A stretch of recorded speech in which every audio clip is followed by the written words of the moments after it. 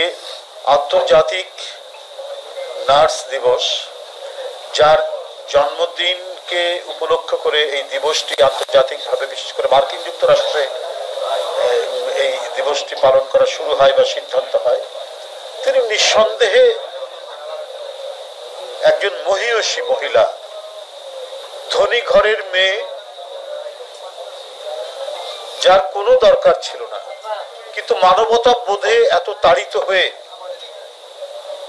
তিনি ক্রিমিয়ার যুদ্ধে 1853 সালে, ভাবাই যায় না তখন বাংলাদেশ কেন, বাংলাদেশ, উপমহাদেশ, এশিয়া, ইউরোপেও মেয়েরা ঘর থেকে বের হয় না। তখন ওই সময়ের একজন ভদ্র মহিলা এবং তার বাবা অত্যন্ত ধনী মানুষ এবং অত্যন্ত শিক্ষিত মহিলা। সেই সময় তো মেয়েরা কলেজ ইউনিভার্সিটি যেত না। সেই সময় একজন নাম করা সেই স্ট্যাটিস্টিশিয়ান, সেই স্ট্যাটিস্টিক্সে লেখাপড়া করেছে ভদ্র মহিলা, এবং তখনই তিনি সোশ্যাল রিফর্মার, একজন সমাজ সংস্কারক হিসেবে তিনি খ্যাতি পেয়েছে। ইংল্যান্ডের মেয়ে, ইংলিশ মেয়ে, অথচ কি অদ্ভুত তার মানব প্রীতি, মানব প্রেম, যে কোথায় রাশিয়ার মতো একটি জায়গায় যেখানে যুদ্ধ হচ্ছে, একদিকে অটোমান সাম্রাজ্য, একদিকে ইংল্যান্ড মানে ব্রিটেন, ফ্রান্স একদিকে, আরেকদিকে রাশিয়ার সাথে যুদ্ধ হচ্ছে ক্রিমিয়া নামক একটা জায়গায়। সেইখানে গিয়ে আহত সৈনিকদের ক্যাম্পে ক্যাম্পে ঢুকে তিনি তাদের সেবা করেছেন, নার্সিং এর যে সমস্ত সাপোর্ট তাদেরকে দিয়েছেন, এবং সেই যুদ্ধে যে ক্ষয়ক্ষতি, একমাত্র ফ্লোরেন্স নাইটেঙ্গেল, যার কথা আমি বলছিলাম, তার কারণেই ওই যুদ্ধের আহত সৈনিকরা অনেকে সুস্থ হয়ে উঠেছিলেন। এটা ওনাকে ব্যথিত করেছিল। কত বড় মানবপ্রেমী হলে উনি দেখছেন যে তার স্বদেশের 2500 সৈনিক মারা গেছে এবং অসংখ্য আহত, এবং যাদের বিরুদ্ধে যুদ্ধ করছে তাদের 12,000 সৈনিক মারা গেছে। একজন মানবপ্রেমী মানুষ, তার কিন্তু কোনো দেশ অঞ্চলের মধ্যে তার হৃদয় সীমাবদ্ধ থাকে না। তার হৃদয় থাকে সব মানুষকে একত্রিত করার, সব মানুষকে তার হৃদয়ের মধ্যে জায়গা দেওয়া। সেটাই ছিল ফ্লোরেন্স নাইটেঙ্গেলের। এবং আপনার মানে এটা মানে জেনে অত্যন্ত আনন্দিত হবেন যে তার কারণেই যুদ্ধের যে ইন্টারন্যাশনাল কনভেনশন যেটা হয়েছে, সেটা হলো যে যুদ্ধ যখন দুই দেশের মধ্যে হয় বা দুইটা গ্রুপের মধ্যে হয়, তখন মেডিকেল টিম যেটা থাকবে, ডাক্তার, নার্স, এরা যুদ্ধের যে কমব্যাটেন্ট, যে যুদ্ধ হয়, গোলাগুলি হয়, যদি তারা ধরা পড়ে, তারা কেউ সেখানকার বিচারের সম্মুখীন হবে না, তারা ছাড়া পেয়ে যাবে। এটা ফ্লোরেন্স নাইটেঙ্গেলের তার সেই মহানুভব সেবাধর্মী কাজের কারণেই আন্তর্জাতিকভাবে সেই কনভেনশনটি গঠন করা হয়। এটা আজও আমাদেরকে প্রেরণা দেয়। তার সেই এই মহিষী মহিলার সেই অবদানকে, তার সেই নিবেদিত প্রাণ আত্মার প্রতি শ্রদ্ধা জানিয়ে 1953 সালে এই দিবসটি পালন করার জন্য উদ্যোগ গ্রহণ করা হয়। কিন্তু তৎকালীন রাষ্ট্রপতি সব শোনাটোনার পরেও আমেরিকার রাষ্ট্রপতি অনুমোদন দেননি। তারপরে 1965 সালে, এবং ইমপ্লিমেন্ট হতে হতে 1974 সাল পর্যন্ত। মানে ভালো মানুষের ভালো কাজের স্বীকৃতি অনেক পরে পায়, কিন্তু যখন স্বীকৃতি পায় তখন মানুষ চমকে ওঠে, তখন মানুষ উদ্বুদ্ধ হয়, তখন মানুষ মনে করে, আহা, এই ধরনের একজন মানবপ্রেমী মানুষ, মানব হিতৈষী মানুষ, এই নিবেদিত প্রাণ মহিলা যে কি শত্রু কি মিত্র, যে আহত হয়েছে তার সেবা করেছেন, তার জন্মদিন উপলক্ষে আন্তর্জাতিক নার্স দিবস এত দেরি করে হলো কেন? আমাদের আজও সেই প্রশ্ন। কিন্তু আমাদেরকে এটি পালন করতে হয়, এটি আমাদেরকে এখন পালন করছি অত্যন্ত শ্রদ্ধায়, গভীর বিনম্রতায়। ফ্লোরেন্স নাইটেঙ্গেলের জন্মদিনে আন্তর্জাতিক নার্স দিবস, অত্যন্ত তাৎপর্যপূর্ণ এই দিবসটি আমাদেরকে পালন করতে হচ্ছে। আমাকে জীবনে অনেকবার হাসপাতালে যেতে হয়েছে, সেটা রাজনীতির কারণেই বেশিরভাগ, দুই একবার হয়তো ব্যক্তিগত অসুস্থতার কারণে।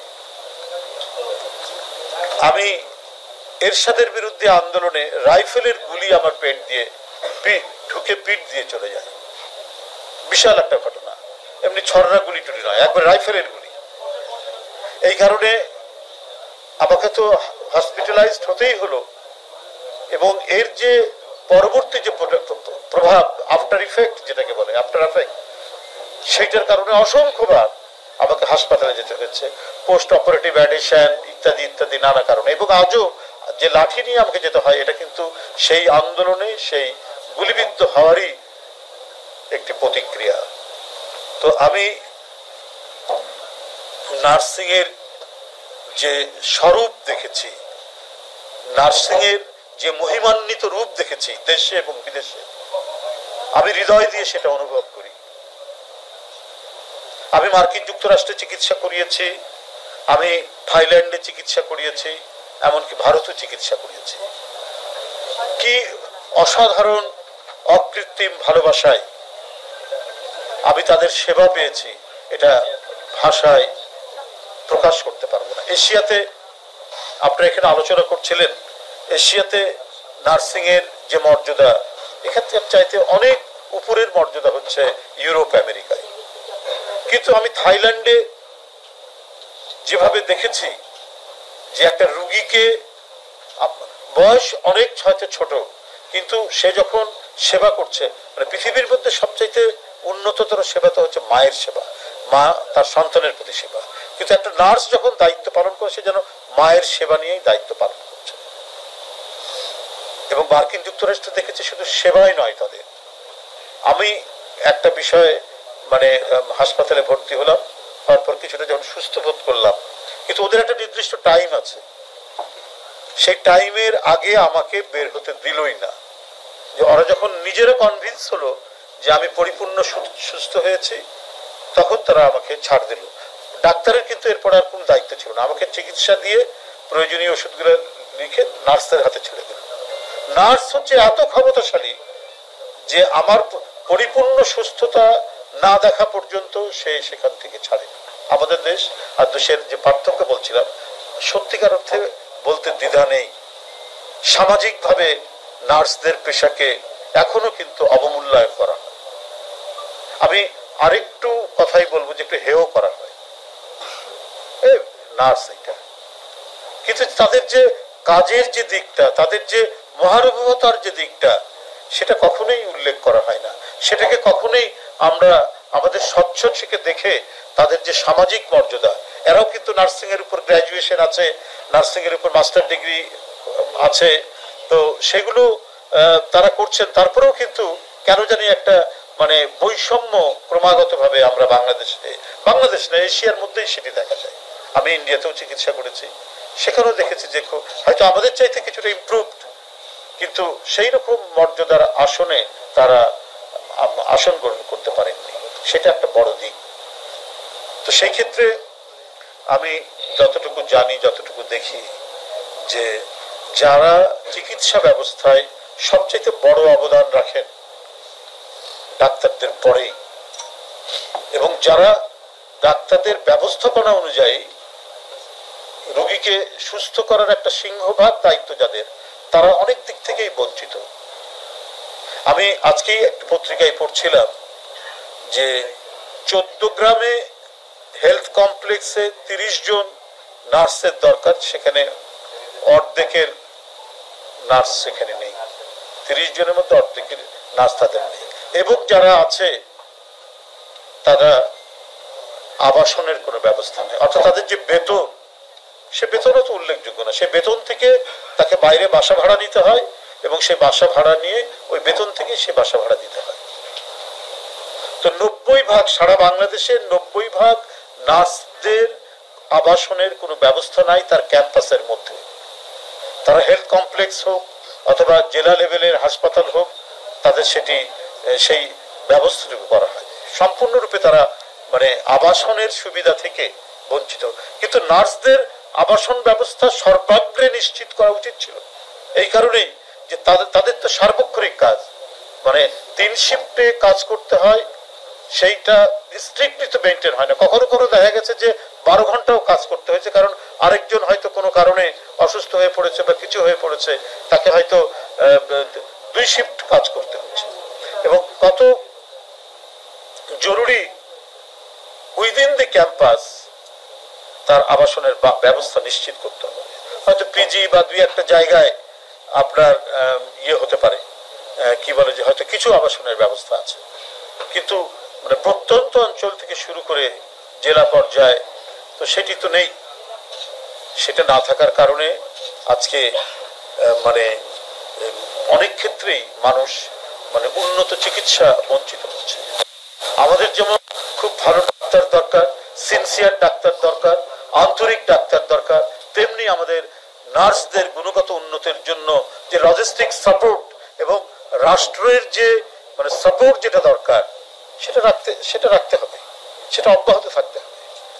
এই যে আমরা মেট্রো রেল দেখছি, এই যে আমরা ফ্লাইওভার দেখছি, তাহলে যে জিনিসটা সাধারণ মানুষকে উপকার দেবে সেই জিনিসে উন্নত কোথায়, সেই দিকটা উন্নত কোথায়?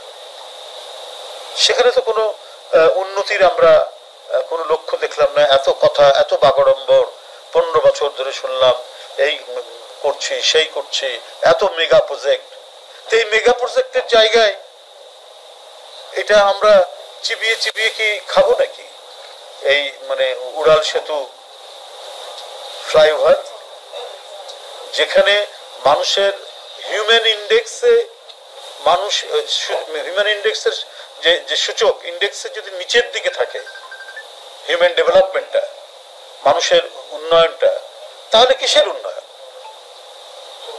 যে দেশের মানুষ তার প্রয়োজনীয় খাবারটা কিনতে পারবে না তার বেতন থেকে, তার সন্তানদের স্কুলে বেতনটা নিশ্চিত করতে পারবে না, বই কলম খাতা কিনতে পারবে না তার বেতন থেকে, তাহলে উন্নয়নটা কিসে?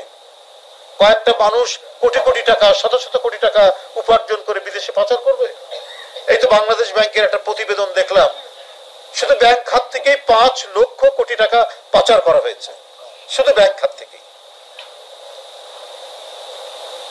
এবং 3 লাখ টাকা একেবারে সরাসরি পাচার, আর 2.5 লাখ টাকা, 5.5 লক্ষ কোটি টাকা, আর 2.5 লক্ষ কোটি টাকা সেটা নানাভাবে জালিয়াতি করা হয়েছে। এটা একটা বাংলাদেশ ব্যাংকের একবার রিপোর্ট। এটা এমনি কোনো রাজনৈতিক কোনো বাগাড়ম্বর কথা নয়, সেখানকার রিপোর্ট।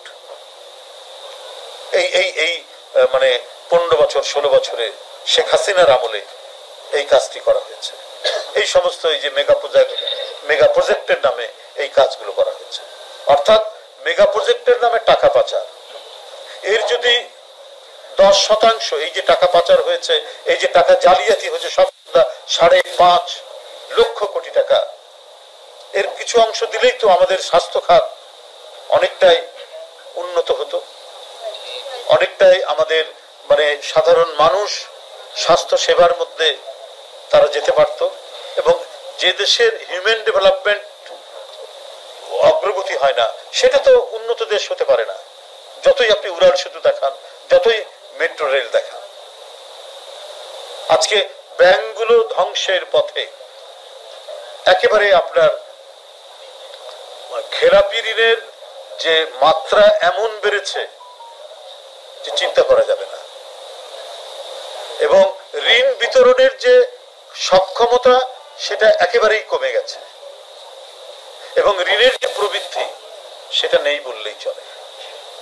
যারা লুটপাট করে দেশটাকে এই ধরনের শূন্য গহ্বর বানিয়েছে, অসীম শূন্যতার মধ্যে ব্যাংকগুলোকে নিয়ে গেছেন,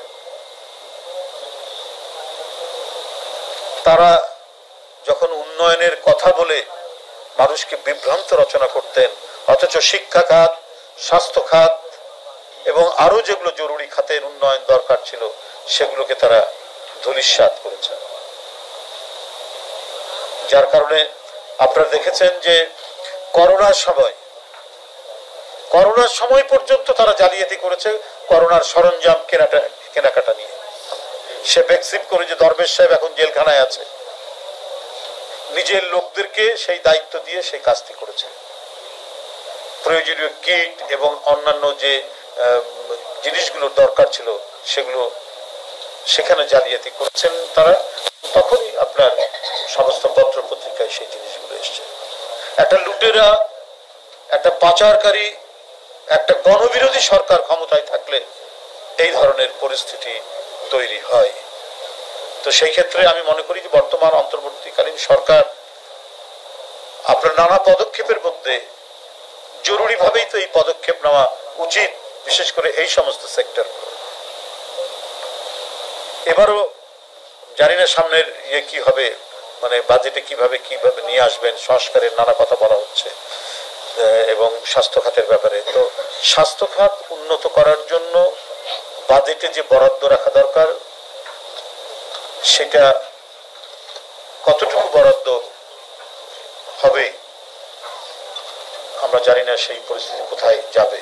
কিন্তু সেটার যদি কিছু আলামত আমরা আগে থেকে দেখতে পারতাম, আমরা যদি দেখতাম নার্সিং সেবায় যারা রয়েছেন তাদেরকে প্রয়োজনীয় যে প্রোটেকশনটা দরকার মানুষের সেবার জন্য, তাদের আবাসন, তাদের বেতন, এবং এখনো বাংলাদেশে প্রায় 2 লক্ষের মতো নার্স দরকার, তাই না ভাবি? প্রায় 2 লক্ষের মতো, 2.25 লক্ষের মতো নার্স দরকার। অথচ অত্যন্ত প্রয়োজনীয় এবং জরুরি হচ্ছে এই সার্ভিসটা, অন্য সবকিছুর বাইরে এই সার্ভিসটা অত্যন্ত জরুরি। কেন আমরা ডলার খরচ করে ইন্ডিয়াতে যাব? কেন তাদেরকে টাকা দিয়ে আসবো? প্রতিক্ষণে প্রতি মুহূর্তে যারা বিভিন্ন ধরনের বয়ান তৈরি করে আমাদের বিরুদ্ধে অপপ্রচার করছে, আমরা এই টাকাটা যদি, যে ডলারটা খরচ করছি, এই টাকাটা আমাদের ডাক্তার, আমাদের নার্সদের পিছনে যদি খরচ হয়, আমরা তাদের কাছ থেকে যদি ভালো সার্ভিস পাওয়া যায়, তাহলে তো ওখানে তো যাওয়ার তো কোনো কারণই থাকতে পারে না। এবং এই ভালো সার্ভিসটা নির্ভর করবে তারা কতটুকু ভালো আছে, চিকিৎসক এবং নার্সরা কতটুকু ভালো আছে, তারা কতটুকু মানে লাইফ সাপোর্ট, তারা কতটুকু সাপোর্ট, লজিস্টিক সাপোর্ট পাচ্ছেন রাষ্ট্রের কাছ থেকে, সেটা নিশ্চিত করা। সেটা নিশ্চিত করতে পারলে তো মানুষ আর ওই দিকে ওইভাবে ছুটে যেত না। সেই কাজগুলো অন্তর্বর্তীকালীন সরকারকে করা দরকার ছিল। এবং আমি এটাও বলি, আপনারা অনেক দূর তাকিয়ে সিদ্ধান্ত নিন, না হলে কিন্তু বিপদ হতে পারে। যে কোনো হঠাৎ আবেগবশত কোনো সিদ্ধান্ত নিয়েন না, অনেক দূর তাকিয়ে আপনার সিদ্ধান্ত নিন, যাতে আমাদের শিক্ষা খাত, স্বাস্থ্য খাত, আমাদের যে সোশ্যাল ওয়েলফেয়ার, যে সমস্ত বিষয়গুলো, সেগুলো এখন থেকে এমন কিছু আপনারা উদ্যোগ গ্রহণ করতেন যেটা একটা দৃষ্টান্ত হয়ে থাকতো। আপনার সংস্কারের কথা বলছেন, আপনার কিছু সংস্কার আপনার ক্ষমতায় থাকতেই দেখেন না কেন? যে প্রতিটি হেলথ কমপ্লেক্সের কাছে কমপক্ষে 2/3 নার্সের আবাসন ব্যবস্থা হবে। এটা কত টাকা খরচ হবে আপনার? তাহলে তো দেশের মানুষ একটা ভালো একটা স্বাস্থ্য সেবা পেতে পারত। এটা আপনারা দেখান, এরপরে যেটাই নির্বাচিত সরকার আসবে তার কাছে তো একটা দৃষ্টান্ত হয়ে থাকবে।